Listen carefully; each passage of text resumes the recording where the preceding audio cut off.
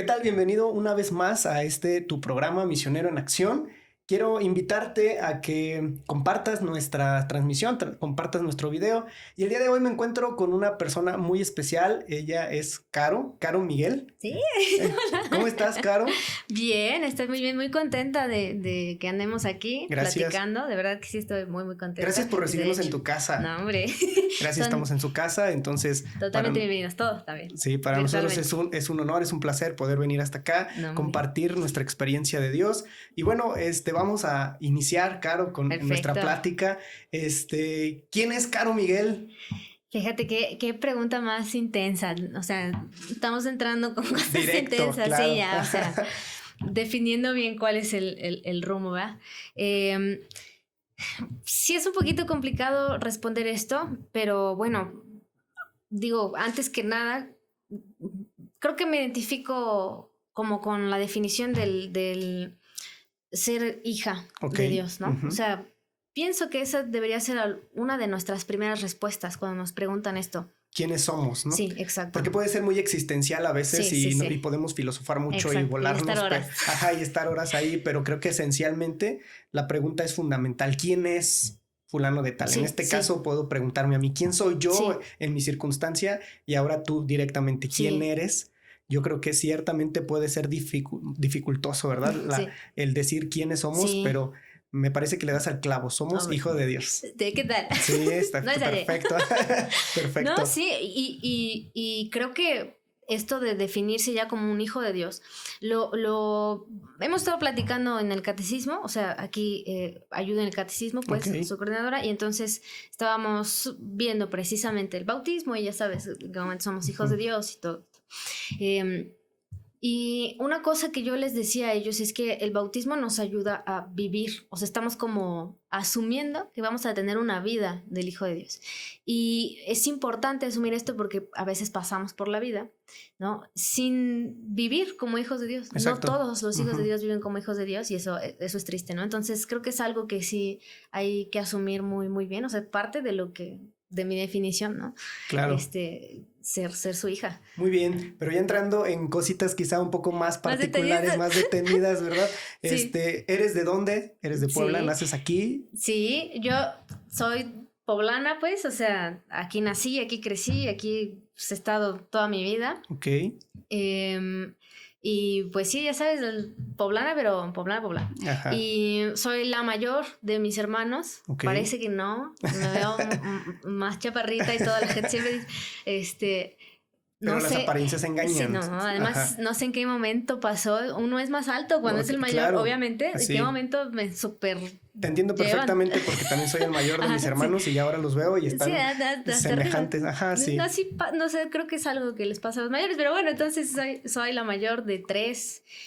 Soy la única niña también. Ok, ¿no? ¿La Consen? Sí, yo digo que sí, la verdad, honestamente. Tendremos que preguntarle a tus papás, ¿verdad? Sí. Te voy a decir que sí, ¿no? Ah, bueno, perfecto. Pero sí, pues soy la mayor ahí de estos muchachos.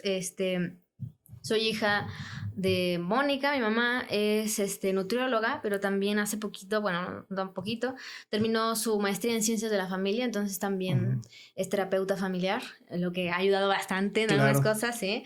Y también soy hija de Boro, que es un productor musical y que se ha dedicado a esta onda de la música católica desde hace ya varios años. Ok.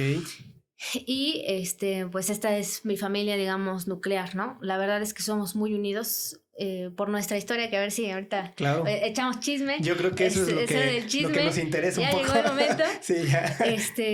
Somos bastante unidos porque, bueno, cuando yo era niña, mis papás no, o sea, llegué yo, el regalo, ya sabes, inmenso, y pues a asumir lo que estaba pasando, ¿no? Pero no se casaron, empezaron a vivir juntos y pues ya después llegaron vos, que es el que sigue, y luego Bethel. Y pues ya sabes, uno cuando está chavito y esa onda, ellos estaban muy jóvenes, o sea, a mí me tuvieron, creo, a los 24 tenía mi mamá, mi papá 25, por ahí, más o menos. Entonces, cuando yo tenía como 8 años, más o menos, 8, 9 años, pues ya sabes, las broncas maritales entre ellos, que yo... Ya los tendremos que invitar para que nos expliquen qué pasó ahí.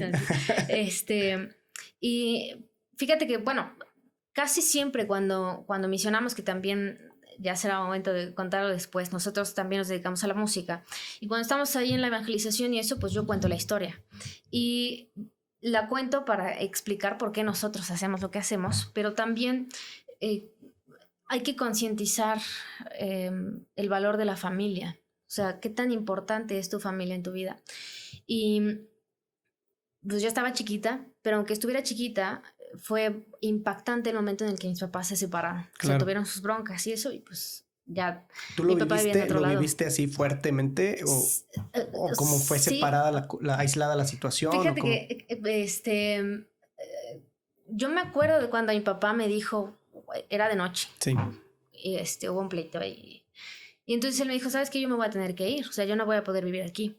Pero el momento en el que él se fue no lo recuerdo. Ok. O sea, eso es algo curioso. Que iba, o sea, no me acuerdo ni de cuando se fue ni de cuando regresó. O sea, no sé si se fue cuando estaba en la escuela o no lo vi. O a lo mejor se fue. ¿Qué tal? ¿Qué tal? A lo mejor.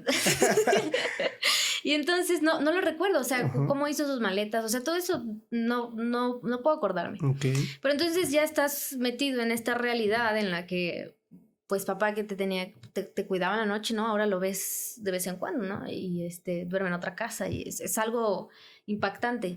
También cuando eres niño, pues, digamos que saca más de onda, ¿no? Siempre es difícil, a cualquier edad la separación de los papás es algo impactante, extraño, es difícil. Y entonces, pues también lo fue para nosotros. Pienso que a lo mejor para mis hermanos no lo fue tanto porque eran mucho más chiquitos, ¿no? Vos tendría 7 años, Bethel 4, 3, ¿no? O sea, el bebito. Y que por cierto, les voy a contar, a mi hermano no le gustaba que le dijeran bebé. Okay. Entonces él decía, yo soy viejo. Así era un bebé y él decía, no me digas bebé, soy viejo. Bueno, entonces desde ahí le decimos anciano. Entonces el chiquito es el anciano. Es el anciano. Exacto. Entonces, si yo digo anciano, es de... Ok, perdón que te interrumpa, me regreso un poquito. Me llama la atención los nombres de tus hermanos. Bethel y vos, el mediano, y Bethel, el más chico. ¿Es bíblico? Sí. Okay. O sea, fíjate que mis papás no eran así como que los muy católicos, ¿no? Okay. No se casaron ni nada, ¿no? Obviamente nosotros tenemos nuestros sacramentos desde siempre. Pero cuando, luego vos, bueno, es toda una historia ahí, cuando eligieron los nombres, pues sí se pusieron a abrir la Biblia. De hecho, Bethel se llama Bethel Amos con Z para que rimara con vos. Con vos. Exacto, no con S. Entonces, digamos que providencialmente les gustó cómo sonaba y pues significan cosas muy bellas, ¿no? Tengo entendido que vos significa como que la fuerza está en él, sí. ¿No? La fuerza de Dios está en él. Y Bethel, pues, casa de Dios. Y el profeta Amos, ¿no? No lo planearon así en realidad, ni fue porque fueran unos mochos y vamos a poner nombres, ¿no? O sea, no, les gustó cómo sonaban los nombres, los sacaron de la Biblia y dijeron, está padre. Y exacto, entonces fue súper providencial. Vos, de hecho, ahí nomás como paréntesis, cuando nació tuvo un problemón que, para no hacerles el cuento largo, que ya llegará el momento de que sí lo contemos bien. Él tenía un diagnóstico de morir, pues, o sea, tenía infectada la sangre. Recién nacido. O sea, justo el día que nació le lastimaron el brazo izquierdo. Él es zurdo, pero le lastimaron el brazo izquierdo. A mis papás le dijeron que iba a perder el brazo. No respiró por un rato tototote. Entonces también tenía... La oxigenación en el cerebro, exacto. Todas las afectaciones que vienen por eso, ¿no? El diagnóstico de que iba a tener discapacidades muy fuertes por lo que había pasado. Y también, pues era muy probable que muriera porque toda su sangre estaba infectada y por lo tanto todos sus órganos, todo tenía una infección. Lo bautizaron, obviamente de emergencia. Sí. Y se fue recuperando. Y pues digo que es zurdo. Claro. Ahora pues es músico también, toca la guitarra, para alabar a Dios con la guitarra. Y pues es un milagro, no sé si hace mucha conciencia de eso el muchacho, pero es un milagro que camina, o sea, literalmente. Y bueno, entonces, te digo, no es que ve todas las cosas que Dios había hecho antes de estos momentos, pero que como familia no lo habíamos concientizado definitivamente, sino hasta después de que decides aceptar a Jesús y ves todos los momentos en los que de verdad está actuando en tu vida, ¿no? Incluso inspirando esos nombres, que no estás pensando qué significan eso, ¿no? Bueno, ellos no lo pensaban tanto. Y yo salía de lo normal. Okay. Pero bueno, entonces estábamos en... ¿Que se va tu papá? Sí, y que fue difícil, fue complicado. Ajá. Y bueno, ya él se va y te digo que es productor. Entonces, por también cosas como providenciales, él trabajaba en el diocesano de la Renovación aquí en Puebla, okay. Pero no por convicción, o sea, no es que él fuera renovado ni nada, o sea, sí había estado en el como coro. ¿Empleado o trabajaba o como un apostolado? O era como asociado en alguna parte. Era más un trabajo. Ok, ajá. Sí, o sea, un empleado, ajá. Porque apostolado pues no tenía, digamos, en la disposición todavía de un apostolado, ¿no? Entonces, como productor. Ah, ok. Y entonces lo invitaron a grabar a un sacerdote francés, que es el padre Marie-Manuel Duten. Y pues él lo invitaban por las predicaciones que hacía y también pasaban cosas muy sorprendentes cuando él predicaba, ¿no? O sea, cosas bastante impactantes, ya sabes, era un poco como carismático. Él no era renovado, pero su carisma sí era como más carismático. Claro. Y pasaban cosas impresionantes, ¿no? Ya sabes, la persona que se levanta de la silla de ruedas, claro. Que crece la pierna, que... Los dones que se manifiestan ahí, el don de lenguas, el don de interpretación. Muy impactante, okay. ¿No? Para mi papá era como impactante. Pero él... Pues porque lo habían invitado para que editara los audios para poder venderlos. Tú sabes que antes no entraba tanta información en las CDs. Exacto. Entonces, para que entrara la información, él tenía que cortar y que si entrara y se quemaran. Editar la conferencia, exacto. ¿No? Uh-huh. Se queman y se venden ahí. Entonces, para ese momento él tenía que hacer, ya sabes, en el receso, claro. Pues ponerse a escuchar y editar. Y yo pues tenía que ponerle atención al padre para que no estuviera cortando cosas que no. Cosas esenciales, exactamente, quizá. Exacto. Uh-huh. Entonces, ahí pues le fue entrando la palabra. Escuchando la repetición de la conferencia de padre. Sí. Ok, mira qué interesante. Sí. Y también...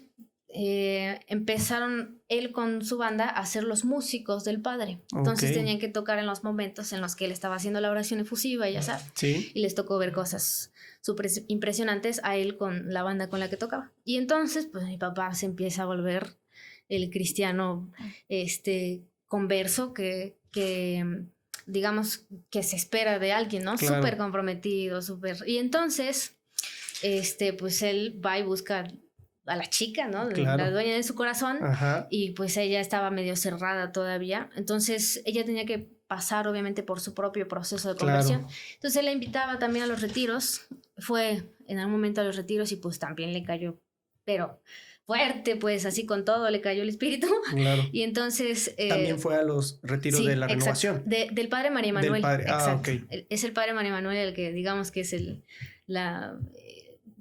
predicador que hace que entre la palabra en ellos dos específicamente. Okay. ¿No? Uh-huh. Entonces siguieron, o sea, mi papá siguió trabajando en eso y pues mi mamá se convirtió y entonces volvieron a estar juntos, que es algo muy bonito que yo agradezco mucho a Dios. No siempre pasa, digamos que también no es para todos los matrimonios el regresar, en el sentido de, ya sabes, cuando... ya se vuelve muy difícil la convivencia, ¿no? La violencia, todo esto. En este caso no fue así, sino que pasó todo lo contrario. Y a partir de ahí, pues mi papá y mi mamá se casan, porque ahora ya no pueden estar sin comulgar, claro. Obviamente. Entonces se casaron por la iglesia, tenía 10 años cuando se casaron. Y me compré un vestido rosa que tenía las princesas aquí. Y andabas con tus princesas para todos lados. Sí, exacto. Ajá. Yo estaba súper contenta. Pues mi familia está junta, te digo que no me acuerdo cuándo regresó, pero mi familia está junta otra vez. Y entonces, es otro pez, ¿no? O sea, claro. Y ya, entonces, a partir de ahí, empezamos a ser una familia mucho más unida. Y el asunto de cuando Dios te transforma, siempre dicen, no, pues Dios cambió mi vida. No es magia, ¿no? Transforma mi corazón y por lo tanto ha ido transformando cómo nos comunicamos, qué buscamos del otro, qué vamos a esperar del otro, qué le vamos a decir, si hay que pedir disculpas o perdonar. Todas estas cosas que solamente Dios es capaz de hacer en nuestros propios corazones. Claro. Perdón sí, que te interrumpa. Sí. Es que ahorita me quedé pensando justamente en esta experiencia que cuentas de tu familia, sí. Al decir que pues no todos los matrimonios pueden regresar o tienen esta oportunidad de regresar por todas las circunstancias que viven, pero me llama la atención en el caso de tus papás o de tu familia completa, que vuelve a la integración con una disposición Y subrayo esto, o sea, gracias a la palabra de Dios decías, sí, ¿no? Gracias a este proceso de conversión, no se lo esperaban, o sea, Dios llega y te sorprende. Sí. Y yo creo, podría definirlo así como una sorpresa de Dios para tu familia. Claro. Dios nos sorprendió con su palabra y esa palabra hizo que pudiéramos entender las circunstancias que teníamos providencialmente, circunstancialmente, pongámosle el calificativo que querramos, pero que vuelven a ser una familia, pero ahora con otro rumbo diferente, ¿no? Sí, y esto suma a lo que venías comentando ahorita, es dejarnos sorprender por Dios para que sea Él quien tome el rumbo de nuestra vida. No sin dificultades, no sin problemas, porque a veces nos imaginamos muy ideal la conversión, ¿no? Sí. Muy como de otro mundo la conversión y decir, bueno, ya, no, o sea, el cristiano, el Hijo de Dios, retomo la idea inicial con la que te presentabas, el Hijo de Dios en el camino de la vida tiene adversidades, tiene dificultades, solo hay que saberlas vivir, solo hay que saberlas abrazar. Sí. Y me parece sumamente importante y resalto esto en tu experiencia que nos cuentas, porque no es fácil, no son circunstancias que puedas decir, qué bonito, todo es miel sobre hojuelas. No es verdad. O sea, hay dificultades en el camino de la vida, pero solamente hay que ser conscientes de ellas y aprenderlas a vivir, ¿no? Y subrayo esto, o sea, me llamó la atención y pensaba esta palabra en mi cabeza, o sea, tu experiencia, poderla definir quizá como una sorpresa de Dios. Dios te sorprendió. Bueno, qué bueno. No lo había pensado, pero es muy bonito, qué bueno que me lo dices. Mira, me hacía falta que me lo dijeras así, como una sorpresa, porque sí lo es, ¿no? Definitivamente. Y es un regalo bellísimo. Claro. O sea, es totalmente eso. Que cuando caes en la cuenta, cuando caes en la cuenta te maravillas y lo único que queda es decirte, bueno, gracias, ¿no? Gracias por lo que nos das y creo que la mejor alabanza es ser agradecidos. Exacto. Pero bueno, yo también. Vamos a, me decías esta parte, ¿no? También de tu experiencia a raíz de eso. Tenías 10 años y después, ¿qué pasó? Bueno, entonces nos empezamos a volver los niños que van a los retiros del Padre Manuel Manel. De hecho, hay un video donde estamos bailando, ya sabes, el baile de la danza de David, o cómo le dicen que levantas los piecitos así. Y le haces así. No sé cuál. Bueno, a ver, ayúdenos esta, por favor. Levantas la rodilla y luego haces así, levantas la rodilla y así. Hugo, ¿no te lo sabes por ahí? ¿No? No puede ser. Bueno, entonces hay un video donde estamos bailando ahí, están tocando la banda de mi papá y nosotros bailando así, bien entusiastas además. Sí, claro. Entonces nos empezamos a volver niños que estaban en ese ambiente todo el tiempo. Y muy, muy cercanos, la verdad. O sea, me llevo muy bien con mis hermanos. Aunque soy la mayor y soy niña, digamos que... Te cuidan. No, sí. Pero además, se entiende que a veces hay cosas que uno hace y el otro por su lado y ya está, ¿no? Y es lo normal. Solo que vos, Bethel y yo hacemos cada quien nuestras cosas, pero las hacemos como juntos. Es algo raro, pero nos llevamos muy bien. Y entonces, va pasando los años, la vida, y ya sabes que aunque yo no era renovada ni nada, pues llega el ENGES. Okay. Y entonces uno tiene que ir o sea, los chavos que nos están viendo, escuchando, si el ENGES va a tu diócesis, vas al ENGES. O sea, no puedes no ir al ENGES. Entonces vino a Puebla, que creo que era la primera vez que venía a Puebla. Después de Querétaro, muchos años fue allá. Porque bueno, yo soy de Querétaro. Okay. Entonces varios años fue allá el ENGES y después creo que hubo un tiempo en el que vino para acá. Sí, y después estuvo viniendo súper seguido aquí. Pero creo que fue de esas que estuvo viniendo súper seguido, la primera o la segunda, no me acuerdo bien. Bueno, para quienes no entiendan qué es el ENGES. ¿De qué estamos hablando? ¿De qué estamos hablando? El ENGES es Encuentro Nacional de Jóvenes en el Espíritu Santo, ¿no? Convocado o promovido por la Renovación Carismática Católica en el Espíritu Santo. Sí, pero es uno de los encuentros, como es nacional, pues más importantes, ¿no? Van miles y miles de jóvenes. Ahí dijeron esa vez que había como unos 20,000 al parecer. Me acuerdo, ahorita te voy a contar por qué me acuerdo. Y entonces es como un evento súper importante. Digo, los que vean que va a venir el ENGES o puedan ir al ENGES, pues la verdad es una experiencia muy padre. Para hacer amigos que creen lo mismo que tú crees y que no te sientas un bicho raro y todo. La verdad es que es padre, ¿no? Sí. Es bonito. ¿Te llegaste a sentir así en algún momento por tu ambiente? Fíjate que... ¿Te hicieron bullying por ser hija de Dios? Bullying como tal no, o sea, y Carrilla, además no me lo decían de frente porque la verdad es que soy medio enojoncita.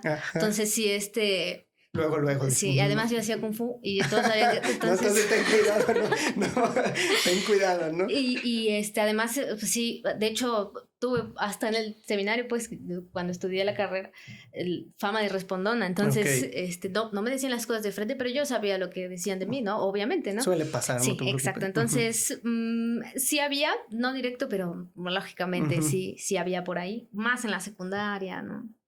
Entonces, sí, me identifico contigo porque también tuve una experiencia similar. Sí, de ser el bicho raro. Sí, de ser el bicho raro, así que no hay problema. Y es muy normal, pienso, para los que y todavía creemos para en Cristo. Algunos, sí, somos exacto, los bichos raros, entonces... No, de hecho, me siento más bicho raro después de estar en la escuela, ¿no? Salir al mundo adulto, digamos, que cuando estaba en la escuela. Sí, me siento más así. Hay una burbuja quizá que nos protege y no nos damos cuenta de todo lo que sucede a nuestro alrededor, y sales y profesas tu fe y te ven mucho más como bicho raro. Pero bueno, exacto. Llegaremos a ese punto. Exacto, sí, también. Pero bueno, entonces, digamos que nos reunimos ahí por el grupo de jóvenes al que mi prima iba. Entonces, no, pues vamos a ir, ellos siguen renovados, vamos a ir al Enges y no quieres ir. Y yo, pues, sí, no, pues vamos a ver qué. Entonces, bueno, ya pasa el Enges y ya sabes que son viernes, sábado y domingo. Y entonces yo creo, estoy casi segura de que fue, no me acuerdo bien, pero la hora santa del sábado, que se pone intensa porque ya es el día más fuerte, porque es el que tiene más horas y todo. Sí. Y entonces, pues ya sabes, las horas santas carismáticas son más así de estas manifestaciones muy, muy fuertes, muy elevadas, que yo ya no estaba tan desacostumbrada porque ya lo había visto desde niña, ¿no? Que sucedían estas cosas. Entonces no me sorprendía tanto ver esto. Pero una de esas, padre, no entiendo por qué. Ahora sí ya puedo explicarlo, pero en ese momento, así de la nada, empecé a llorar y a llorar. Pero es un llanto que ya me di cuenta que es diferente. O sea, es del espíritu. Claro. Totalmente. O sea, se siente. Además, soy bien chillona, entonces yo puedo identificar. Ahorita estoy feliz. Bueno. Entonces, ese llanto era diferente. O sea, siento como que quiero sacar algo, o sea, no sé cómo explicarlo, y se me duermen las manos. ¿Y como cuántos años tenías, si no es indiscreción? Sí, tenía como 14 o 15 años. Ahora lo interpretas, ¿no? Pensarías que fuera como una emoción de adolescente que podría... Sí, o sea, sí, o sea, que sí podría surgir esa duda ahora que lo estoy pensando, pero no. O sea, sí, y lo digo así tal cual porque muchos que nos pueden estar escuchando dicen, por favor, o sea, era un adolescente, 14, 15 años, por favor, pasa la mosca y llora, o sea, sin embargo, tu experiencia me parece que no es por eso, o sea, hay algo más real. No, y además te digo que yo chillona, o sea... Siempre. Siempre lo he sido, siempre, o sea, en todo. No vayas a llorar ahorita, no, tranquilo. Tal vez sí, no lo sabemos. No puedo asegurar. Sí, exacto. Quizás se pone más interesante. Sí, exacto. Yo veo caricaturas y lloro, pues, o sea, todo me conmueve. Y entonces, este llanto sí fue de, esto no es normal, algo me está pasando, porque además te digo que se me dormían las manos y, o sea, no las podía mover, como de dinosaurio, pues. Las traí de tiranosaurio. Y me estaba como encorvando, o sea, estaba como queriendo salir algo. Y entonces una señora me ve todo así y no lo interpreta como algo raro porque estaba haciendo una brazante carismática, pero sí dice que... Y entonces se me acerca y me dice que tenía que sanar todo el dolor. Y entonces yo así como pude le digo, pero no tengo dolor que sanar. Nada. Exacto, o sea, no hay nada que sanar. Entonces empieza a orar en lenguas, ya sabes, y yo más y más y más. Y dije, no, me voy a desmayar aquí del llanto. Claro. Me voy a morir de llanto. ¿Y estabas tú sola? ¿Iba tu familia? No, sí estaba yo solita, pero estaba con la comunidad que te digo. Ya entiendo. Estaban ahí los amigos que teníamos ahí, que habíamos ido juntos como comunidad. Pero entonces, esta señora que no sé ni cómo se llama, o sea, ya sabes, el clásico que aparece y desaparece, exacto. Sí. Entonces me agarró de la mano así y vámonos caminando. Nos tocaba medio cerca del escenario por ser Puebla, ¿no? Por ser la diócesis de Puebla, pues nos tocaba medio cerca del escenario. No sé cómo lo distribuyen ahora, pero en ese entonces sí pudo ser así. Y entonces me llevó hasta el escenario y algo le dijo al padre que estaba como llevando la hora santa.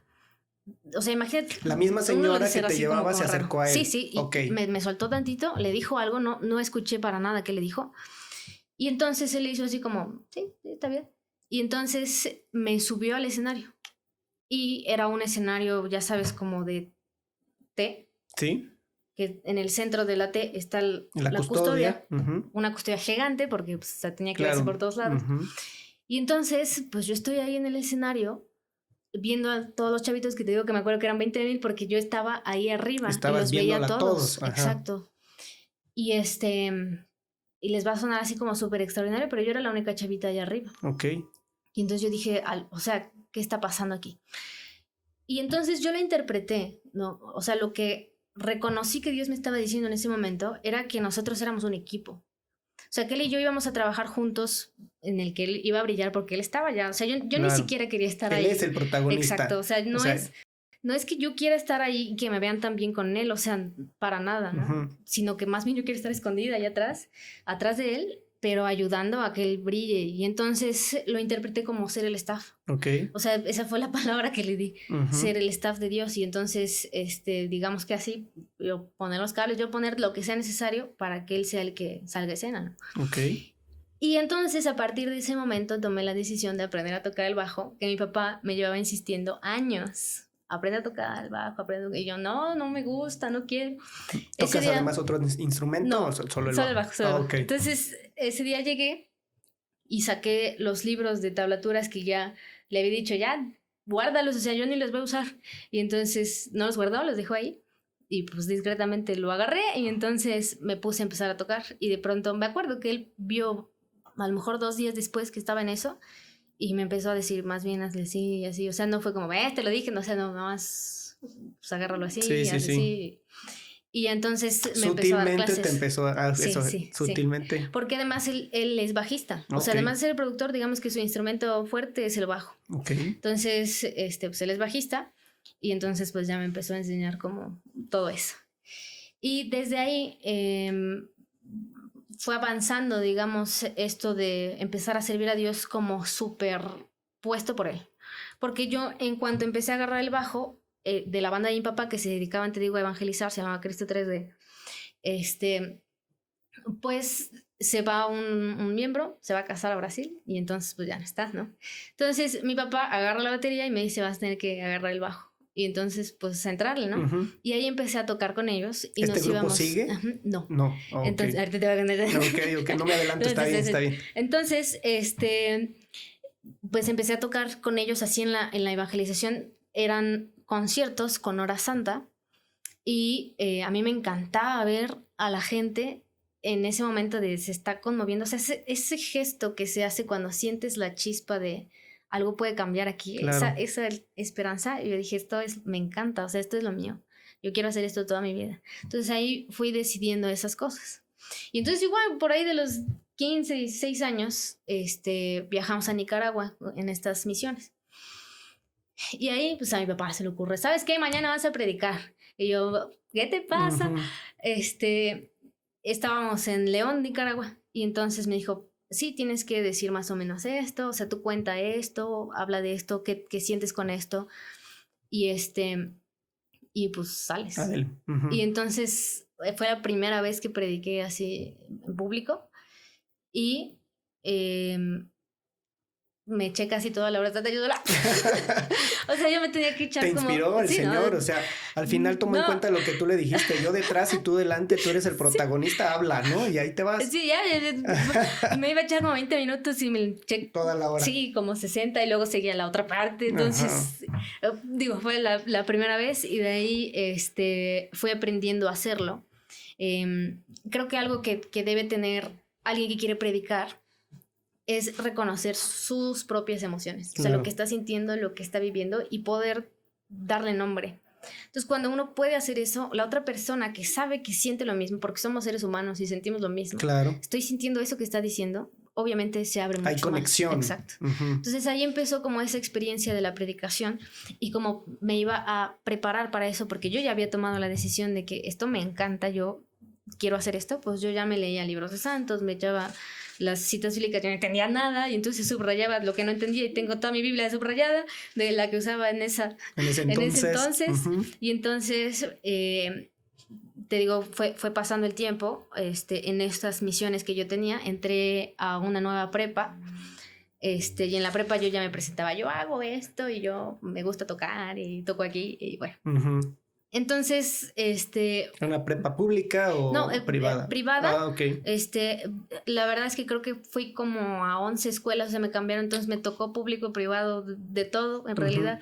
Pregunto porque, bueno, sí. En una escuela pública quizá el ambiente es diferente claro. A una escuela privada donde estás de alguna manera en un contexto, ¿no? Mi mejor experiencia estudiando, pues, o sea, en todo sentido fue en una telesecundaria. Okay. Que me tocó estudiar en la telesecundaria de aquí, el equipo, o sea, todo estaba todo bien. La neta sí. Ajá. Entonces ya salí de la secundaria y ya llegaron los problemas, no, pero sí, el primer año de prepa no me gustó nada, yo ya no quería estar en esa escuela ni nada. ¿No te rebelaste en algún momento? Ya no quiero estar ahí, ya sáquenme de aquí. Sí, en tercero de prepa yo ya era de ya me quiero. Pero pues ya ibas a salir. Sí, exacto. Y sentía así la presión de, pero ya no quiero estar. Ya. Sí. Pero no, o sea, digamos que me cambié mucho de escuela por las situaciones que podía vivir. Mis papás obviamente buscaban que a mí me trataran bien. Y a veces hay momentos y situaciones en los que no. Tanto en la escuela como, por ejemplo, una vez, ahí lo voy a contar, sí. Tengo un trauma con esto, con los piojos tengo un trauma, entonces, ya sabes, en algún momento pues, te contagias de piojos, claro. Vas a la escuela y te contagias de piojos, pero pues no lo estuvieron diciendo, esta tiene piojos, entonces, no hombre, esta y estas otras tienen, y entonces... ¿Te traumaron? Sí, claro. Entonces, en ese momento, pues ellos decidieron cambiar de escuela. Vámonos. Y, exacto. Cosas de ese estilo que se hacían. Sí. Y que entonces, pues ya estuve en un montón de escuelas. O sea, justo hablaba de eso en la mañana con mi papá, que estuve en muchas escuelas y que creo que eso al final fue algo muy bueno. Uh-huh. Pero entonces ya llegué a esta prepa, que sí es privada, que no es católica, es escuela privada, pero sí. Es laica, secular. Y entonces llegó el momento del discernimiento vocacional, de qué vas a estudiar, y yo quería estudiar todo, o sea, yo quería estudiar antropología, filosofía, yo quería ser escritora, yo quería saber de historia y estudiar historia, entonces me puse a investigar porque nos obligaban a decir pues qué vas a salir, que eso fue algo muy bueno, uh-huh. Exacto, qué vas a salir estudiando, entonces buscaba los planes de estudios y decía, es que esto no, y entonces al mismo tiempo hice mi proceso vocacional para saber si iba a ser religiosa o no. En estas misiones que teníamos, pues al final yo siempre terminaba platicando con las monjitas y estábamos desayunando y eso, y entonces mi papá siempre me dijo, tú tienes corazón de monja, o sea, vas a terminar de verdad con hábito. Tienes que hacer la prueba porque hay mucha aptitud aquí para eso, ¿no? Y yo, sí, o sea, sí... ¿Sí creo te que abriste a esa posibilidad? Sí, es que, ¿sabes qué? Creo que es algo que deberían hacer todos, uh-huh. Porque se te definen un montón de cosas. Claro. O sea, no es que vas a ir y te vas a quedar. O sea, vas a ir a ver si quieres quedarte, ¿no? Entonces, claro. A descubrir si es lo que está pasando ahí. Entonces, y justamente eso, quizá un paréntesis y una promoción. Nuestra comunidad... No estaba ensayado. Nuestra comunidad, Servidores de la Palabra, ofrece justamente eso a los jóvenes. Sí. Hacer una experiencia de misión, no para que seas religioso sacerdote, sino para que justamente te abra el panorama y puedas descubrir qué quieres o a dónde estás llamado, porque también a veces es eso, ¿no? ¿Qué quiero yo? Pero también a qué me está llamando Dios y a qué quiero entregarme para poder encontrar la felicidad. Sí, o sea, yo digo que es como no creo que sea solo yo la que lo dice, pero es el camino que Dios ha soñado para que seas santo. Exacto. Entonces, ¿de qué manera vas a llegar a ser santo? O sea, ¿cuál es el camino por el que la santidad va a llegar a tu vida? Va por ahí, ¿no? Entonces, para definir eso... Qué padre que una joven de tu edad esté hablando de la santidad, que pareciera esto como algo súper extraordinario, y entender esto, la vocación es el camino, es el sueño de Dios para nosotros, exacto. Que depende si lo abrazamos o no. Sí. Si lo queremos, porque Dios en ese camino de santidad respeta nuestras decisiones. Sí, exacto. Ahorita que estás diciendo esto de la santidad, yo pienso que está excelente que uno diga, no, pues me falta mucho y no me falta, pero muchísimo. Exacto, claro, es bueno y correcto reconocerlo. Y al mismo tiempo hay que reconocer que ese es el objetivo de mi vida. O sea, no puedo creer que la santidad es algo inalcanzable, ¿no? O sea, yo voy por eso. Y si no voy por la santidad, entonces no estoy trabajando por el sentido de mi vida y uno se vuelve un poquito más tristón. Claro. Entonces, sí, como objetivo, y ahorita que lo dices, ya podemos hablar aquí de teología, ¿verdad? Porque en clases de teología yo he dicho, o sea, tú eres santo solo por ser hijo de Dios, pero esa santidad se tiene que potencializar al asumir el llamado que Dios te hace, porque es la conexión que existe entre lo que Dios te pide y lo que tú ya eres. Es decir, solo por ser hijo de Dios, Él me ha otorgado por gracia su esencia, ¿no? El ser hijo de Dios, le pertenezco, soy santo, y esa santidad se tiene que potencializar. O sea, ya eres santo, pero no creas que eres santo porque sí, estás acabado, ¿no? Estás apartado. No, sino que es un proceso de santificación en el que tú tienes que mostrar esa santidad. Sí. Pero bueno, no quisiera aquí generar el debate de santidad. No, pero sí, o sea, es el camino de la plenitud humana. Claro. O sea, cuando uno llega a esa plenitud es cuando llegas a ser santo. Y entonces por eso es todo el camino de la vida para llegar a eso. Y así lo tenemos que entender todos, tratar de evitar que la santidad es solamente un privilegio de unos cuantos que ponemos en las iglesias, que están con las manos junto a la cabeza agachada, dándose golpes de pecho y ya, eso es santidad.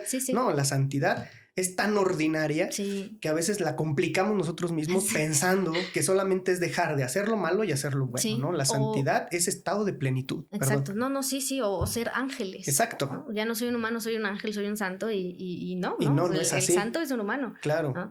Entonces, bueno, yo me hice estas preguntas de, pues, ¿para dónde voy? O qué tal si de verdad Dios me está llamando a esto, porque de verdad yo me llevo muy bien con las monjitas, no es por nada, pero siempre son mis amiguis. De muchas comunidades, de alguna en particular. Sí, no, o sea, siempre que íbamos a estos conciertos había religiosas de cualquier carisma y todo, y siempre me terminaban invitando, ¿no? Me daban el folletito, ya sabes, ¿no? O sea, sí, claro, la promoción vocacional ahí. Sí, o sea, hay que hacer la prueba, ¿no? Te vemos aptitudes de esto. Yo decía, no, pues entonces si hay aptitudes, o sea, si uno empieza a discernir y dice, sí, está raro. Entonces me fui a los retiros vocacionales que hace la pastoral vocacional aquí. Ok.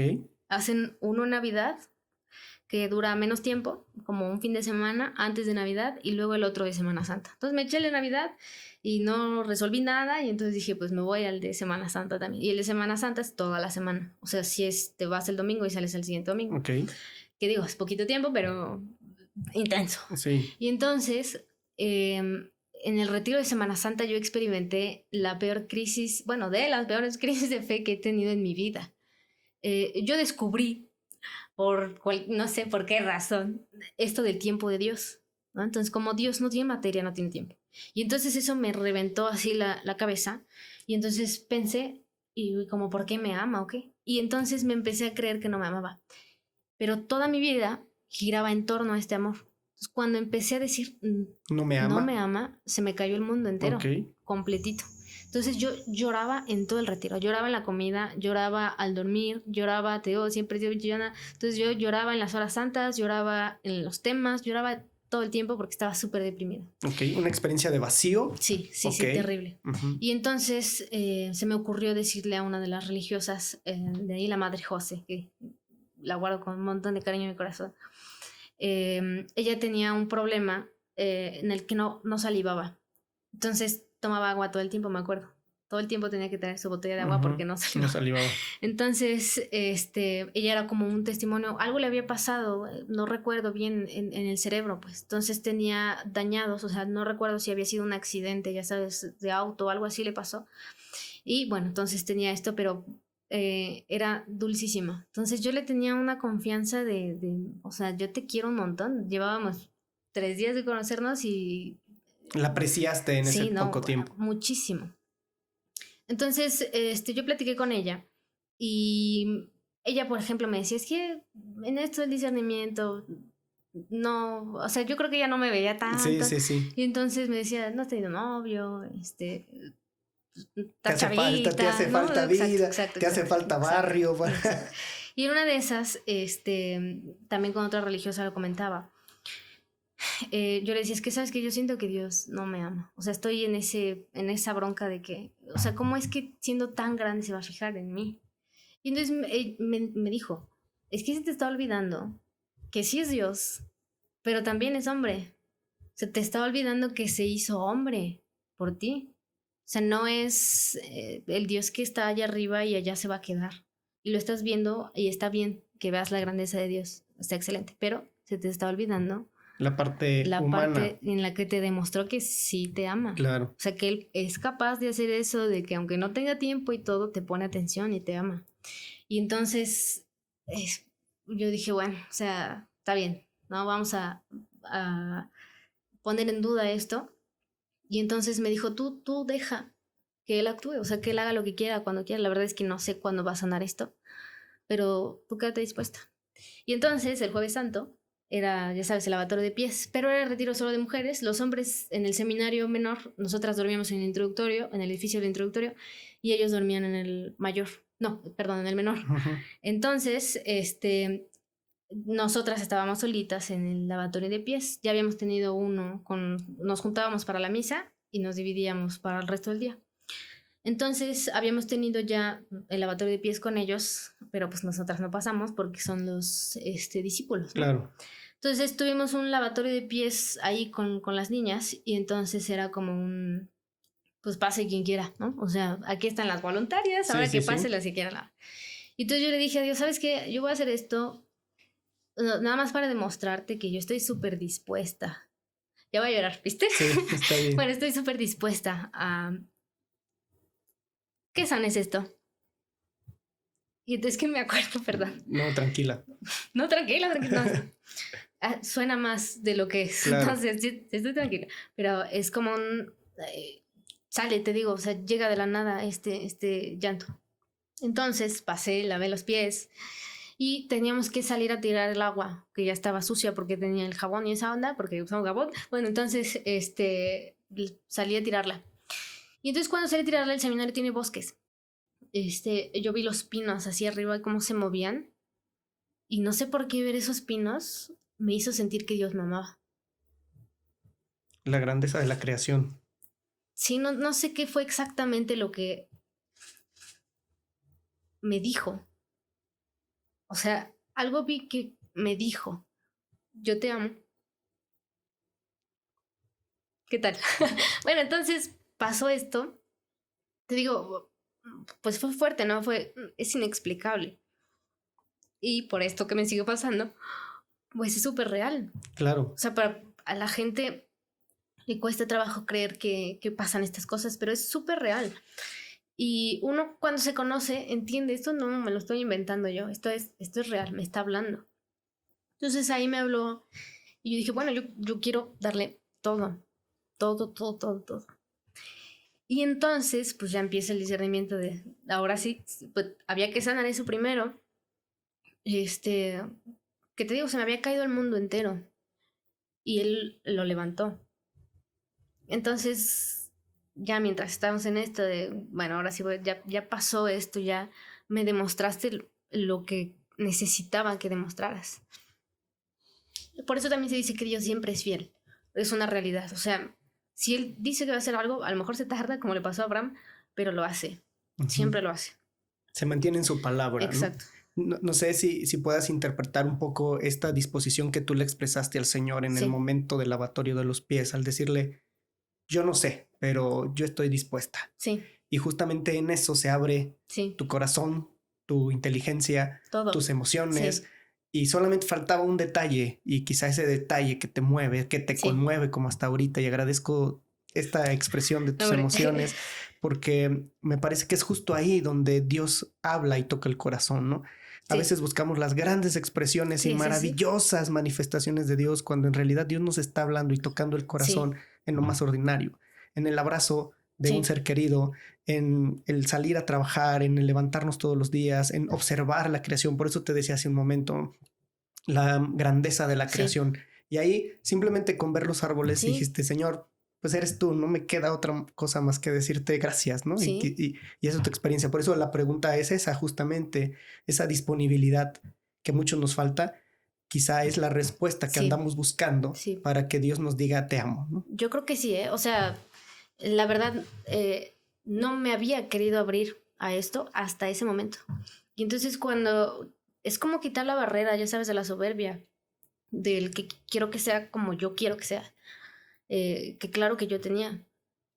Y cuando digo, ya no lo quiero, entonces sucede esto que, o sea, hacía falta que yo renunciara a esas ganas que yo tenía de que fuera como yo quería y decirle a Dios qué es lo que tiene que hacer.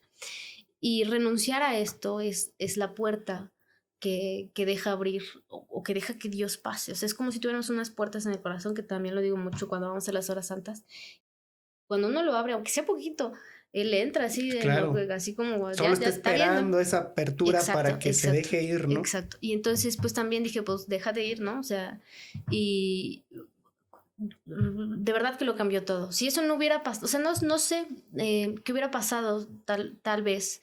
Primero, si no hubiera rescatado a mi familia, ¿qué futuro hubiera tenido? Claro. ¿No? O sea, luego, si no hubiera hecho esto ya más personal conmigo, si yo no hubiera hecho caso a esto, o sea, si no hubiera pasado como pasó, tal vez estaría enojada con él. Porque uno se cierra a esto, o sea, y uno quiere determinarle a Dios qué hacer y qué decir, ¿no? Entonces, exacto, uno se abre y las cosas pasan. Que al final también es parte de nuestra condición. De repente vemos gente que nos enojamos con Dios y decimos, estoy enojado. Pues es normal, o sea, cualquiera, al no recibir la atención que quisiéramos, nos enojamos. Exacto. Pero a veces es eso, me quedé en mi enojo, me quedé en mi cerrazón por soberbia y entonces ya no di un paso más allá. O sea, sí me puedo enojar contigo, pero no me puedo ofender contigo porque no te voy a dejar de hablar. No te voy a dejar de hablar, exacto. O sea, porque tú me estás hablando y no te puedo ignorar. Entonces tengo que responderte de alguna manera. Sí. Entonces, en el proceso vocacional, Caro, ¿respondes si entraste a alguna comunidad? ¿Qué siguió? Entonces yo le decía a es que sabes que una religiosa, ya estoy aquí, o sea, sí quiero seguirlo con todo y todo, y entonces hay ejercicios que se hacen para ir haciendo el discernimiento, ¿no? Las preguntas, interiorizar, también fue un proceso de mucho entrar. Que por lo tanto fue pesado, o sea, uno terminaba bien cansado porque es mucho entrar.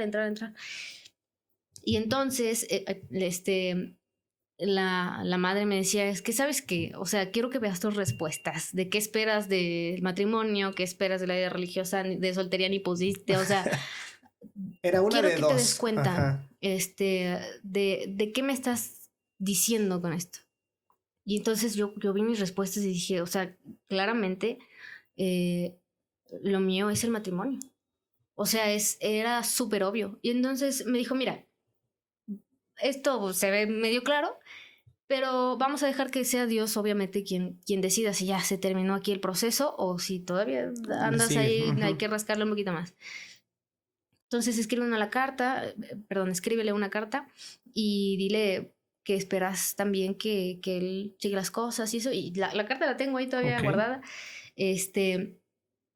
Y la verdad no me acuerdo que las palabras exactas que pude haber usado, pero era, pues, tú confírmame, ¿no? O sea, claro. Y entonces, por alguna razón, yo me sentía extremadamente feliz y tranquila. O sea, me sentía súper en paz de saber que, pues, a lo mejor mi hermana de hermano. Claro. Y entonces me dice, lee la carta a la hermana y me dice, o sea, ¿por qué sigues teniendo dudas? Explícame. Estás, o sea, cuando uno se siente así de feliz y así de en paz, sabiendo cuál es el camino, es el camino. ¿Cómo podrías definir esa felicidad? Era como ya no quiero buscar más. Ok. O sea, uno está bien, está tranquilo, estoy en paz, no necesito buscar más, no tengo dudas. Ok, eso. O sea, como esto de, ya sabes que uno tiene vocecitas en la cabeza que no, se me hace que esto no es, no, o sea, para nada. Todo se había despejado, todo quedaba claro. Exacto. No había más, había... neblina, nada. Dudas, nada de eso. Y entonces, ella me decía, es que, o sea, date cuenta, es esto. Entonces dije, o sea, lo mío es el matrimonio. Y ahora, ¿cómo caramba le voy a hacer para tener un matrimonio y darle todo a Dios como yo quería hacerlo, como le acabo de decir que voy a hacer? Y pues te digo que al mismo tiempo estaba este proceso de la escuela vocacional, pero de la profesión. Y entonces yo salí del retiro súper renovada, motivada, ya sabes. Estoy tranquila, estoy en paz. Y en una de esas, mi papá había estudiado un diplomado en teología en la Ibero y me platicaba cosas y eso, yo decía, esto está como interesante. ¿no? Está muy, muy padre además. Y entonces me puse a buscar el ¿cómo se llama esto? El mapa curricular. Ajá, como el programa de estudios, pues. Ya. Y cuando yo vi cada materia que había, dije, esto es lo que yo quiero. O sea, yo nací para esto, de verdad lo dije, esto es todo lo que he buscado toda mi vida. Es lo que me llena, es lo que quiero hacer también toda mi vida. Y entonces ahora había que ver si era posible que yo estudiara eso, porque al parecer solo lo podían estudiar los sacerdotes. Y en Ciudad de México, que pues era dejar de vivir aquí y irse para Ciudad de México, 18 años, y eso no, Ciudad de México no es de mis favoritas, la neta, perdón, pero no es de mis favoritas. ¿Por qué? Ahí tenemos todo en la Ciudad de México. Sí, exacto, pero sabes que es muy movida. Enredado. Es muy movida. Ok, claro. y el ruido, como que hay muchas discusiones, como que, no sé, y ya sabes, la contaminación, o sea, como que tengo una imagen de que no es de mis favoritas, claro. es preciosa. Mi papá siempre, bueno, mi claro. papá nació en Ciudad de México y tenemos mucho que presumir de exacto, allá. y entonces él siempre, es que está bien bonita y es que tiene esto y esto y esto, y yo, pues sí, jefe, pero no sé, hay algo esta que Basílica de Guadalupe, todo, o sea, todo está ahí, todo está ahí, todo, y además está bien cerca. Claro. Entonces, pero yo decía, no sé si me voy a ir a vivir para allá. Entonces, se nos ocurre, pues a lo mejor el seminario puede, ¿no? Abrir por ahí. Exacto. Entonces, yo fui a hablar con mi párroco, el padre Manuel Cosío, y le dije, ¿sabes qué, padre? Quiero estudiar teología. Y entonces me dijo, vamos a ver si nada más bien quieres ser monjita. Y yo dije, bueno, está bien. Otra vez, ya lo había discernido. Sí, exacto. Dije, no, o sea, yo ya sabía que no, pero dije, o sea, a lo mejor sí, quién sabe, la neta es que vamos a hacer esto, ¿no? Y entonces empecé a ir a entrevistas con él para checar si de verdad yo quería estudiar.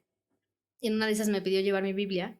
Y entonces cuando la veas así como que ya te la leíste toda, ¿no? Pero te digo que subrayaba todo porque, o sea, se ve más aparatoso de lo que es. Es una Biblia de jóvenes, católica para jóvenes, ya sabes, la azul. Exacto. Okay. Y yo te digo que subrayaba todo porque no entendía nada. No, es que lo ibas a pantallar si llevabas Jerusalén o... Sí, no, exacto. Entonces, algo así ya más profesional. Exacto. Entonces, vi mi Biblia y me preguntaba sobre qué biografías de santos había leído y yo le contaba, ¿no? Pues acabo de leerme esta encíclica. Y entonces él decía, eso no es normal. Ajá, o sea, te veo un interés especial en esto. Y entonces me dijo, ¿sabes qué? Vamos a hacer la prueba. Le voy a escribir al director de la escuela de teología para que te vayas para allá. Y te haga también tu entrevista para ver si es cierto. Entonces fuimos con el padre Héctor, que en ese entonces era el director de la escuela de teología, y ya nos hizo la entrevista y nos explicó más o menos cómo era todo lo que tenía que suceder. Y dijo, mira, la verdad el seminario sí está abierto ahora para los laicos porque tenemos el REVODC. Okay.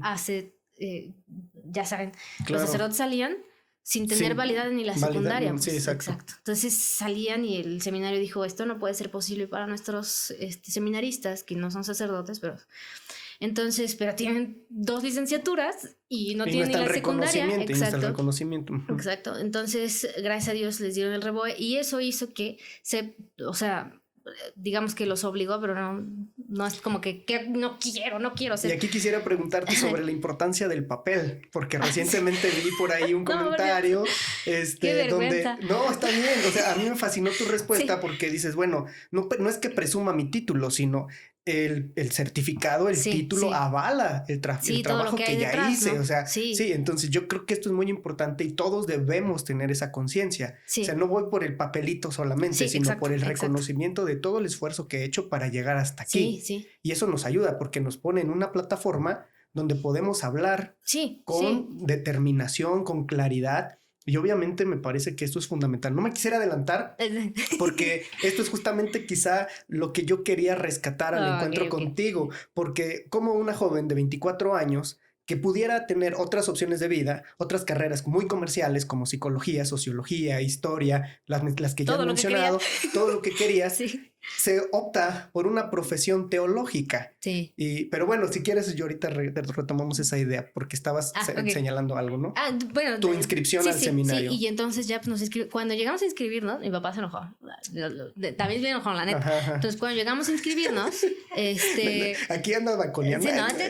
No, pues es que la verdad somos muy sinceros con esas cosas. Sí, sí se lo dices. Sí, y además como que a veces cuando trabajamos con personas y eso les saca de onda que yo les diga tan claro, es que esto no le gustó. Digo, no soy así grosera, pues, pero sí estoy tratando de aclarar esto. Entonces, la neta, somos como muy sinceros y él es enojón, la neta, es enojón. Los que nos lo conocen, la neta, o sea, van a reconocer que estoy diciendo la verdad. Que, enojón y muy noble. Entonces, podría parecer que no le caería bien a nadie, pero todo el mundo lo adora cuando lo conoce, cuando trabaja con él. Bueno, entonces, llegamos a inscribirnos, ya hicimos todo el proceso, ya nos dijeron que sí, luz verde, me dieron la carta, el párroco me dio la carta de que sí, yo te, ¿cómo se llama esto? Yo te... La carta de presentación. Sí, pero es como te promuevo, o sea, yo te promuevo con ellos, pero tiene otro nombre, obviamente. Pero bueno, es la carta de validez, pues, claro. de que yo estoy hablando, que ya va para allá. Y entonces pues ya vamos a inscribirme con todos los papeles y todo, y llegamos, y entonces había un padrecito ahí, que la verdad no, ya ni me acuerdo quién es ni nada, y entonces mi mamá le dice, vamos a inscribir a la niña, y entonces él le dice, no, a ellos, porque iban mis hermanos. Entonces mi papá le contesta, no, a ella. Y entonces te digo que... Claro. El padre en la entrevista nos había dicho, muchos sacerdotes no van a querer que estudies aquí, o sea, les cuesta un poquito de trabajo todavía como reconocer eso, pero bueno, y sí tuve varios maestros que me decían, tú ni vas a ser teóloga, o sea, tú vas a salir de aquí, pero ni lo vas a ejercer ni nada, o sea... ¿Para qué estás aquí? No estás perdiendo el tiempo, exacto, que es en esta carrera, sí, ¿no? Sí, tuve que no tiene maestros. Futuro, porque por ahí todavía entre nuestros ambientes hay gente que piensa, sí, la teología, ¿para qué me sirve? También. O sea, no voy a vivir de la teología. Y perdón, pero incluso en nuestros ambientes religiosos, seminarísticos, sacerdotes, ¿para qué teología? Yo me especialicé en teología dogmática y me dicen, ¿eso para qué? O sea, ¿para qué quieres? No, ¿cuál eminencia? ¿Eso para qué? No vas a vivir de eso. Sí. Y bueno, nos hemos echado nuestros debates porque le dije, mira, pues tú dirás lo que quieras, pero con mi profesión he sacado adelante varias cosas. Sí. Entonces, bueno, ya me inscribí y la verdad es que ahorita que comentabas esto del comentario ese del título y todo, que estoy explicando que el título avala cosas que hay detrás. Siendo mujer en un seminario, sí pasé por muchas cosas bastante complicadas. Con mi grupo tuvimos que aprender mutuamente, o sea, yo tuve que aprender que estoy en su casa, ¿no? O sea, que para ellos sí es como, ¿qué onda? Viene alguien de fuera, exacto, me extraño. Vivimos aquí, o sea, y cómo hablar, cómo hacer las preguntas, porque a veces, ahora yo escucho personas preguntarles a sacerdotes en clases y eso, preguntas de clase, y si digo, ay, no le preguntes así. Sí.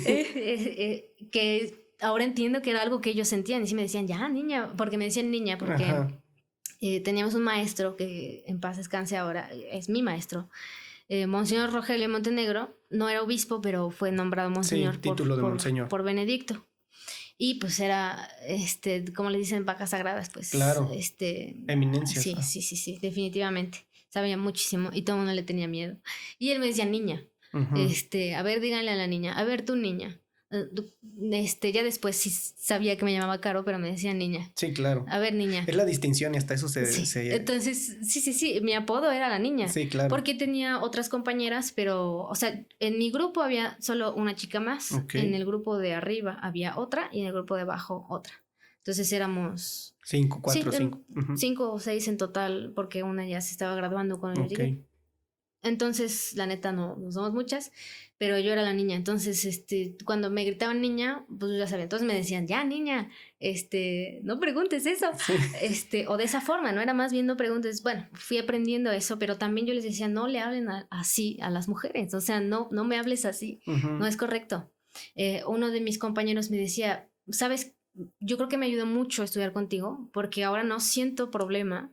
Antes sí, pero ahora no siento problema de que una mujer trabaje junto conmigo o que ella me diga qué es lo que hay que hacer. Claro. Él sí me decía, y la verdad es que yo pienso que a los otros muchachos no les va a pasar eso, porque ya no tienen compañeras mujeres. Entonces creo que fue un adaptarse mucho, pero o sea, la neta sí le sufrí, o sea, sí yo me iba a llorar al baño y, o sea, por esto sí tenía muchos maestros que apoyaban esto, pero también tenía otros que no.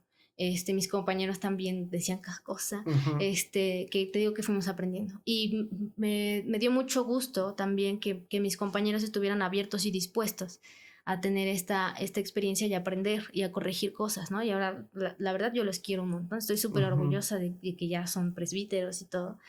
Y yo los veo así, uno está en la catedral y yo lo veo ahí en las fotos y eso, y digo, o sea... Te conocí en la universidad, sí, o sea, yo te digo por tu apodo, pues. Sí.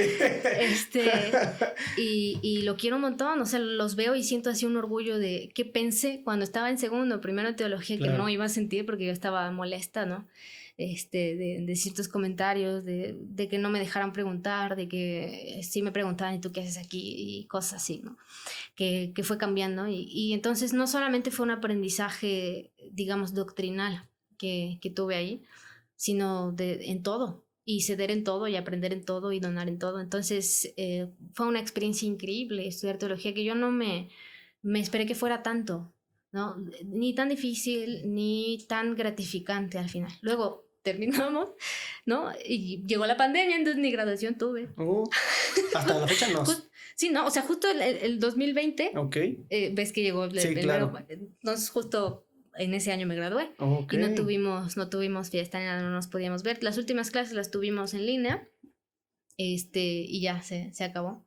Entonces, ahora que termine la maestría, voy a festejar también la licenciatura y la maestría juntas, ¿no? Está bien. Sí, aquí quisiera comentar también que para muchos, ¿verdad? El hecho de estudiar teología no es solamente la conceptualización de ideas que podemos nosotros de alguna manera enmarcar en una doctrina, sino la teología es una carrera de vida, tal cual como cualquier otra. Pero esta te muestra algo en específico. A veces me preguntan eso, ¿para qué quiere estudiar teología? Pues para ser feliz, porque conociendo a Dios, razonando lo que creo, me abre el camino a la felicidad. Y entonces otra carrera me puede dar los recursos económicos suficientes para tener una vida holgada, pero la teología me abre al conocimiento de Dios que me hace feliz. Entonces prefiero hacer teología que hacer otro tipo de cosas. Exacto, prefiero hacer teología y ser pobre que ser rico y vivir como mendigo en otras áreas de mi vida, ¿no? Entonces por eso te felicito, Caro, por haber elegido esa profesión maravillosa. El camino de la pobreza, pero también el camino de la felicidad. Sí, no, definitivamente. O sea, si la teología no te transforma, ¿no? Está trabajando bien. O no es teología. O sea, si la teología no te transforma y te lleva al conocimiento de la verdad, porque al final es eso, pues no es teología. O ibas por otro camino, ¿no? Sí, y digo, o sea, no sé si así sea con todos los que estudian teología, porque entiendo que muchos sacerdotes pues lo estudian porque hay que estudiarlo, ¿no? Yo decía, o sea, te digo que me decían, ¿no? El seminario es el llamado de los varones, o sea... ¿Qué haces ahí? Exacto, ¿qué haces aquí? Y yo decía, bueno, imagínate la grandeza que es que Dios llame a un hombre a estar en el seminario, es impresionante. Claro. Pero también imagínate qué tan grande es que llame a una mujer a estar en el seminario. Y no porque yo no tengo ni ganas ni nada de ser padrecito, la verdad. Siempre me preguntan, ¿y tú qué? O sea, si fueras hombre, la neta no. O sea, no es que yo quiera ser un sacerdote frustrado, ¿no? Exacto. O sea, no, para nada. Yo no, o sea, está bien, está bonita. Tendríamos que hablar sobre la concepción justamente del orden sagrado, ¿no? Sí. El orden como sacramento y el ministerio sacerdotal en sus dimensiones grandiosas que tiene la iglesia, pero pues en ese punto las mujeres no tienen el llamado, por decirlo así. No. Bueno, yo para nada. Yo mejor así. Sí, no. Pero en este aspecto, es decir, quizás aquí donde Francisco señala muy bien, el Papa Francisco, el clericalismo que vivimos en la actualidad, ¿no? Entonces, por eso estar frente a ti, frente a una teóloga, dices... Oye, pues hay que romper la barrera de esto. Sí, claro, que se da todavía bastante. Exacto, y erradicar el clericalismo, sabiendo que una mujer también puede hablar de Dios con toda propiedad, ¿no? No, gracias. No, hombre, sí, o sea, gracias, qué bueno que lo dices, gracias por tus palabras que sí, consuelan bastante, porque te digo, o sea, qué tan grande también es que me haya llamado a esto, y que por esto que decías también de cómo la teología te llena, la teología es todo lo que quiero en mi vida, o sea, me fascina, me encanta, me llena, o sea, no sé cómo describir, es como si de verdad yo hubiera sido hecha para hacer esto, o sea, todo tiene sentido. Cuando yo estoy haciendo teología, leyendo teología, dando clases o recibiendo clases o lo que sea, yo estoy feliz. ¿Estás estudiando una maestría en qué? Sí, en teología en general. Teología general, teología fundamental. Se llama en general. En general. Sí, teología en general. Así se llama. Tal cual. ¿Y qué materias ven? Pues pasamos por cristología, pasamos por, sobre todo yo la veo muy orientada hacia el humanismo. O sea, como la aplicación de la teología, que es algo que conmigo... Que tenemos que... Sí, o sea, personalmente yo lo veo como súper necesario.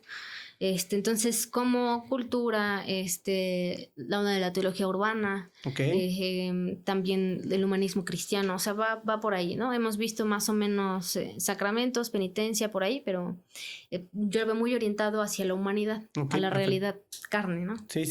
No, muy bien, pues felicidades. No, gracias. Bueno, y ahora pasando a otra cosa, ¿cómo te nace esta necesidad, inquietud, proyección, no sé cómo definirlo, tú me lo dirás, de entrar a las redes sociales? Porque pues por esa ventana te conocimos y estamos muy bendecidos y agradecidos porque por la ventana de TikTok llegamos a conocernos. Y bueno, ¿cómo te nació la inquietud? Fíjate que ahorita que estás diciendo esto, o sea, yo digo, no, lo pensaba desde que sabía que iban a venir. Yo no quería abrirme un TikTok, o sea, yo decía, o sea, ya sabes que el cringe, da cringe. Bueno, pero conforme fue pasando el tiempo de la pandemia y todo, y uno va viendo de qué se trata más bien la red social y cómo es que se transforma en una herramienta para la evangelización. Yo veo el contenido de las otras cosas que hay y digo, no puede ser que no haya la propuesta del cristianismo. Digo, sí hay muchas y muy buenas. Digamos que en comparación con el número que hay de las otras, sí es como que hace falta darle batalla, ¿no? Al contenido que hay ahí. Entonces, mientras fui haciendo ese discernimiento, dije, pues me tengo que aguantar el que no me guste, a lo mejor abrírmelo, pero yo tengo cápsulas, puedo subir nomás los pedacitos así para que haya un contenido ahí, que fue lo primero que hice. Y el segundo o tercer video que subí se hizo viral. Toma, o sea... así, porque estoy llorando. A la gente le gusta verme llorar al parecer. Entonces... Y es que quería llegar a ese punto porque justamente mi pregunta es, al ver este video, tú hablas sobre con qué luchas, con qué batallas, con qué batalla una teóloga en el siglo XXI.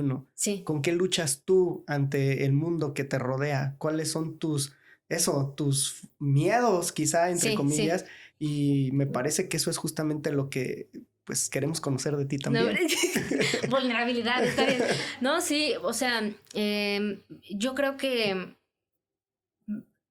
como que no es que me dé miedo, pero sí reconozco que es importante hacer un, ¿cómo se dice? Contrarreste a las propuestas que hay hoy que quitan la esperanza. De hecho, mi tesis ahorita de la maestría va a girar en torno a la esperanza y la desesperanza contemporánea y la esperanza que ofrece el cristianismo. Y lamentablemente vivimos en un mundo muy desesperanzador. O sea, que te deprime, que te hace sentir que todo el tiempo está en tu contra, que hay competencia en todos lados, que no eres suficiente, que no eres tan valioso tampoco, que puedes ser desechable y eliminado. Y me parece terrible o sea, es algo que de verdad se vuelve visceral. El reconocer que esto es algo por lo que están pasando los más chavitos, también los más grandes. Pero yo digo, si yo hubiera pasado por eso cuando tenía esa edad, no sé dónde estaría. Claro. Y es admirable también de los más chavitos que aguantan todo eso y digamos que de cierta forma están bien. Pero sí es muy fuerte la desesperanza que hay hoy en los más chavitos, en los más grandes, en las familias. Y entonces yo por la historia que contamos de mi familia, mi centro, digamos, de predicación es algo familiar, son las familias. Obviamente me oriento un poquito más a los más jóvenes porque hacen falta en la iglesia y a ellos les hace falta la iglesia también. Y como que promover esto de la relación familiar, el amor familiar, la transformación que tiene que haber en las familias es algo súper fundamental. Pero a veces en este camino que gracias a Dios he tenido, o sea, llevo ya prácticamente 10 años, ¿no? En esto de la predicación y todo eso. Y gracias a Dios hemos tenido muy buenas experiencias. Tengo una banda con mis hermanos que se llama Santo Bonji. ¿Qué se llama cómo, perdón? Santo Bonji, como del Bonji. Como del Bonji el que te avientas, pero santo. Okay, o sea, es el Bonji, pero santo. Ahí salto, tengo una teología del Santo Bonji. ¿Quieres que Claro, por favor, dinos, porque... O sea, es como si el Santo Bonji, pues, es Dios. Claro. Porque él te sostiene. O sea, tú te avientas a lo que seguirlo, venga. Pues. Y él es el que te sostiene, no te deja. ¿Qué tal? ¿Qué tal? Bueno, entonces nos llamamos así y hemos estado en varios lugares del país, sobre todo de Puebla, y hemos conocido muchas realidades. Puebla es muy desigual, es muy hermoso en todos aspectos. Multicultural. Exacto, Puebla es bellísimo. Al mismo tiempo es bastante desigual, o sea, tienes una realidad de personas que pueden comprar no sé cuántas cosas y en la sierra, pues, pobreza extrema. Exactamente, pobreza extrema. Y entonces darse cuenta de lo que es capaz de hacer Dios con estos que sí pueden comprar si van al club campestre y todo eso, y los otros que son los más vulnerables, los más atacados, los más discriminados. Todo lo que Dios es capaz de hacer en estas dos realidades. Yo sí pienso que increíble es Dios. Me enamora más de lo que hago. Entonces, las experiencias que, gracias a Dios, digamos que he podido tener con mis hermanos y también sola, individual, me han hecho ver que a veces uno se frustra porque el mundo no es diferente. O sea, a veces uno se frustra porque hace muchas cosas. Yo evangelizo, yo estoy en mi parroquia, yo le digo esto a mi familia, yo les pedí disculpas, yo estoy tratando de cambiar las dinámicas, yo estoy tratando de ser una mejor persona y nada a mi alrededor cambia. Entonces, en esta experiencia de que, te digo, he podido ver muchas cosas, gracias, muchas historias, muchas personas que se acercan y me cuentan estas cosas, pero también personalmente, o sea, estas otras experiencias me hacen sentir lo mismo de que aunque estoy haciendo esto, parece que no estoy haciendo nada. Sembrar la semilla de la esperanza es fundamental. O sea, yo no sé en qué los chavitos son los más difíciles, la verdad. También hemos ido a escuelas y no por ser una escuela católica los muchachos son católicos. Entonces íbamos también a las escuelas y eso que son los más complicadillos. Yo no sé en qué momento, si el chico crece, qué tal si cae en una depresión, lo que sea, está pensando en suicidarse incluso. Yo no sé si lo que escuchó de lo que dije, no porque yo lo haya dicho, sino por el mensaje, ¿no? Si ese mensaje le salva la vida. O sea, yo no lo sé. No lo voy a saber nunca. Pero sembrar la esperanza es lo que a mí me motiva. Entonces, más bien, este miedo a que siga creciendo la desesperanza me hace moverme. Que te digo que no es tanto un miedo, pero sí es como que o sea, sí me duele el estómago, o sea, sí es visceral, de no puede ser que esto sea lo que se siga promoviendo, o sea, no me siento cómoda así. Entonces tengo que promover lo que Cristo promovió conmigo. Y entonces sembrar esta semilla de esperanza para que siga creciendo el reino. Sí, que justamente eso es a donde iba, ¿no? Porque escucharte me hace suponer que de fondo está esta participación del reino, porque muchas veces decimos, bueno, vamos a evangelizar para que crezca el reino. El reino es Cristo, lo sabemos bien, las definiciones teológicas, y en el reino nosotros participamos, y justamente, ¿cómo se participa? Me viene así como de golpe a la cabeza y dice, sí es cierto, ¿cómo voy a evangelizar? Sembrando esperanza, porque es justamente ahí donde nace la proyección hacia la felicidad. Es justamente ahí donde nace el darme cuenta que quiero. O sea, yo tengo la esperanza de llegar a tal lugar o a tal estado de vida o a tal estado de plenitud, pero primero tengo que empezar a sentar bases sobre la esperanza. ¿Qué espero? Y yo no voy a ser quien va que es también a lo que iba. Yo no voy a transformar la vida de esas personas. No puedo hacerlo, no debo querer hacerlo. No, la evangelización no es que yo le cambie la vida a las personas. Es trabajo de Dios y más, ¿no? O sea, nadie más interviene en eso. Pero lo que esté en nuestras manos hay que hacerlo. Exactamente. Bueno, yo nada más te digo, aquí está Jesús. Exacto. Te lo presento. Esta es la propuesta que él tiene. Exacto, es la propuesta de él. Él quiere que seas feliz. O sea, digo, compara que te están ofreciendo el mundo, que te está ofreciendo él, que quieres que seas feliz, que seas amado, que seas valorado, que seas que recuperes tu dignidad, que tengas bendición, etcétera. O sea, y a lo mejor no lo escoges ahorita. Yo no sé si lo vas a hacer o no, pero la propuesta está ahí y él te va a esperar siempre, siempre. Sí, y justamente eso es lo que queremos en redes sociales, quizá, no sé, la pregunta directa es, ¿estás de acuerdo en que las redes sociales son una herramienta para la evangelización? No, sí, por supuesto. O sea, bueno, entonces si vamos para allá, te digo que, perdón, otra vez le pegué el gallo. No te preocupes. Se hace viral este video y entonces, digamos que los comentarios que vi ahí, dije, esto no me lo puedo tomar como nada más subir cosas que ya tengo y que me sobran. O sea, tengo que hacer cosas que ayuden, ¿no? O sea, entonces empezaba a preguntar la gente en los comentarios y pues, bueno, vamos a grabar un video respondiendo. Y así se fue haciendo como este camino de voy a responder, vamos a ver qué onda, compartirles lo que hago. Y entonces así fue como fui definiendo que definitivamente es una súper herramienta para evangelizar, no sabemos a cuántas personas les va a llegar y a cuántos les va a hacer dudar cosas. De pronto me llegan los haters, que lo que significa es que sí se están preguntando cosas, ¿no? Por lo menos se cuestionan. Sí, o sea, les llegó, de alguna manera, eso que dije, que aunque parece que no les gustó, les llegó, o sea, les hace pensar en algo al menos. Y eso ya es una gran victoria, ¿no? Entonces fui como entendiendo que había que hacer un poquito más. Digo, no es que, como yo me he dedicado tanto tiempo a la evangelización, como te digo, sobre todo con las horas santas, la música, la predicación, conferencias, ahorita pretendo escribir también y que eso ayude a la evangelización. Escribí un libro para mujeres que se llama Para sentirte amada. Y es una reflexión que la neta saqué yo también llorando, ves que lloro un montón. Ya nos quedó claro, ya lo dije muchas veces, ya lo demostré. Bueno, entonces mientras lo escribía lloré muchísimo. Ok, ¿es un libro sistemático? Es más o menos así, o sea, exegético, es bíblico. como, no, es más como ¿cómo se dice esto? De la imaginería. Okay, o sea, tú imagina estas cosas que son realidad, que están basadas en esto, ¿no?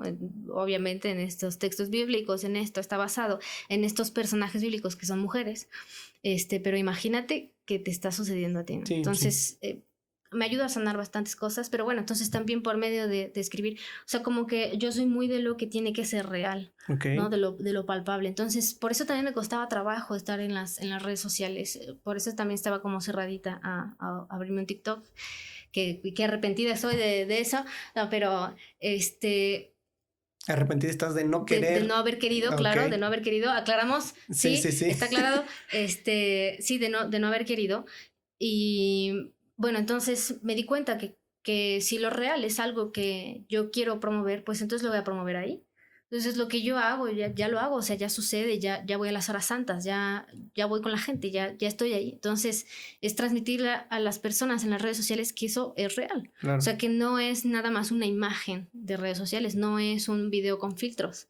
Es una realidad que sucede, que Cristo puede transformar cosas, que Cristo hace esto, que Cristo habla. Y luego con las dudas que también surgen, que platicábamos de la apologética, claro, y eso, que las dudas también le surgen a la gente. Sobre todo también esta onda de los debates protestantes y todo esto que surge naturalmente, si puedo aportar a que se haga realidad para ellos la respuesta, el entender qué está pasando, el entender qué está sucediendo, pues es mejor, ¿no? O sea, sí, definitivamente. Que quizá tenemos que decir que la apologética no es lo que ordinariamente a pie de calle entendemos. Pleito y discutir, y te saco un texto bíblico tuyo, te saco otro, y ponemos en contradicción las Sagradas Escrituras. No me gusta, no, o sea, esa apologética no. Si la apologética es dar razón de la fe. Exacto. Fe que quiere entender. Exacto. Fides quaeris intellectum. Exacto. Aquella realidad que me mueve, pero que primero la pasé por el filtro de la razón. Entonces me parece, incluso viendo tus videos, yo decía, esto es apologética pura del siglo I, de allá de San Ireneo. ¿Sabes qué? Espérame, déjame hacer una pausa. Perdóname. Sí. Tuvimos una dinámica con mis chicos del catecismo, para decir cualidades. Y eso, ¿y qué tú crees que me dijeron? Ahorita que dijiste eso del siglo XXI, me sonó a los padres de la iglesia. Ajá. Y entonces me dijeron que yo les recuerdo, o sea, que cuando piensan en mí, piensan en un viejito con barba. Ya imagínate los grandes iconos de... bueno, pues... Bueno, me acordé que parezco viejito, al parecer. Ajá. Parezco un viejito con barba. No creo que más bien es por la cuestión racional, ¿no? La sabiduría que puede reflejar. Eso entonces, es mi barba también. Sí, también. Creo que eso podrá ser un cuadro en nuestra carátula del video. Bien, perfecto. Vamos a ponerte ahí. Ya saben los editores por allá cómo es lo que vamos a hacer. Muy bien. Perfecto. Sí, entonces yo pienso que justamente eso nos hace falta, ese tipo de contenido también en redes sociales. Decir con valor la razón de aquello que creemos. Y sabes que lo que a mí más me mueve en esto es que quede claro, a veces usamos términos muy difíciles. Y a veces en esta onda de demostrar, yo estoy arriba, yo sí sé, claro, yo sé cuál es el término, yo te hablo en latín, y o sea, cuando sabes que el otro no habla en latín, claro, ¿para qué le hablas o sea, me refiero a en el debate, ¿no? Sí, es nomás para quedar como... Para humillar, ¿no? Para apantallar. O sea, cuando se usan estos recursos para esta humillación, para yo quedar arriba, o sea, es muy feo, muy feo, porque hace que la gente se aleje cada vez más de Dios mismo. Sí, y justamente eso, veníamos platicando ahora en el viaje con los padres, en los que nos acompañan aquí, sobre esta importancia. A veces decimos, ok, vamos a bajar el concepto, a aterrizarlo. Sí, pero también les decía, o yo creo esto, hay que subir al pueblo de Dios. Exacto. No hay que verlo como un infante que no entiende. Exacto. O sea, no, el pueblo santo de Dios tiene la capacidad suficiente para entender la revelación. Claro. Entonces, es una dinámica, no sé si poner entre comillas el término pedagógico, donde nosotros tendríamos que elevar el concepto de pueblo santo de Dios, que tiene capacidad de entender lo que Dios le dice, pero al mismo tiempo hacer la dinámica de este concepto, hacerlo asequible para que se comprenda y entonces sí haya una dinámica de interacción entre el hombre y Dios. No sé si llamar una cierta pedagogía de la revelación y desde esa pedagogía, pues entonces predicar, evangelizar. Que yo creo que se reduce en la educación. O sea, es una verdadera educación, o sea, porque exactamente no es que él no vaya a entender, pero tiene todo, o sea, Dios le ha dado todo. Para entenderlo. O sea, lo ha diseñado para entenderlo. Se reveló en la historia para entenderlo. Y tienes toda la capacidad de hacerlo. A lo mejor ahorita te faltan algunos términos, pero lo puedes hacer. Entonces es como una educación de que además no es algo que tendría que estar lejano. Exacto. No es información. Y no tendríamos lejana. Que verlo súper hasta por allá, sino aquí a primera mano, ¿no? Y quizás es lo que nos falta a nosotros, hacerlo cercano. Para que se entienda. Y bueno, pues yo creo que eso lo encontramos en tu plataforma, en tus redes sociales. Y agradezco mucho el tiempo que nos has brindado para platicar, para conocerte. Gracias por recibirnos aquí en tu hogar. Gracias a tus papás, a tus hermanos, a tu familia. Y esperemos seguir trabajando juntos. Sí, espero. El libro que me hablaba ya está en editorial. ¿Dónde lo conseguimos? Estoy en el proceso, ya sabes, del registro, que en lo que llega y todo eso. Y pues ver qué onda con la editorial. Pero yo pienso que para el próximo año, mediados del próximo año, ya va a estar por ahí. Yo espero con todo mi corazón, si le estoy echando muchas ganas con eso, porque me parece bastante importante. Van a ser 2, entonces como estoy con eso de también el otro, pues estoy. Pues yo creo que podemos por ahí. encontrarnos una vez más para hablar. Me parecería excelente. Otro episodio más, pero con este tipo de temáticas, ¿no? Y yo creo que la presentación de tu libro también para nosotros será una bendición y tenerlo, leerlo, acercarnos a esto que Dios te ha inspirado, seguramente también nos va a enriquecer muchísimo. Gracias. Y a propósito de libros, bueno, te trajimos un regalo. No me digas. Claro que sí, traemos libros. Y bueno, pues le vamos a pedir aquí a Marilyn que nos lo acerque. Gracias, Marilyn. Mira, son libros escritos por nuestro fundador, el padre Luis Butera. Gracias, no puede ser, qué hermoso. Están estos 2 libros, son algo sencillos en el lenguaje que justamente buscamos. Es el padre Luigi Butera, nuestro fundador, y bueno, son textos de reflexión. Me parece excelente, muchas gracias. Que Dios te bendiga y bueno, pues esperemos que esto sume a tu biblioteca y que si en algo te puede servir, ¿verdad? Para tu formación, la formación de tu familia, pues muchas gracias. Muchas gracias a ustedes. Muchísimas gracias por abrirnos tus emociones, tus sentimientos, tu capacidad de diálogo. Es extraordinaria, te agradezco esto. Y bueno, esperemos que a través de este trabajo podamos seguir creciendo. Amén. Muchísimas gracias. Vamos a dar un fuerte aplauso a Caro.